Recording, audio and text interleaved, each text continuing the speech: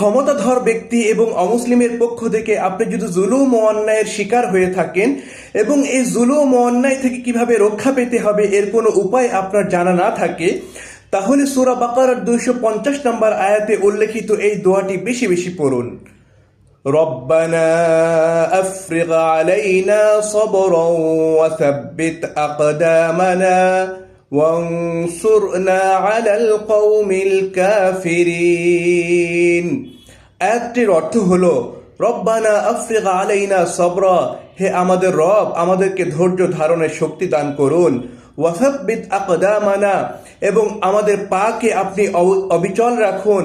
ওয়ানসুরনা আলাল কওমিল কাফিরিন, এবং কাফের সম্প্রদায়ের বিরুদ্ধে আপনি আমাদেরকে সাহায্য করুন। দোয়াটি আবারও বলছি, রব্বানা আফরিগ আলাইনা সাবরান ওয়া সাব্বিত আকদামানা ওয়ানসুরনা আলাল কওমিল কাফিরিন। কোরআন ও হাদিসে উল্লেখিত সকল সহি দোয়াগুলো যদি আপনি জানতে চান এবং অন্যকে জানাতে চান, তাহলে এই চ্যানেলটি সাবস্ক্রাইব করে রাখুন।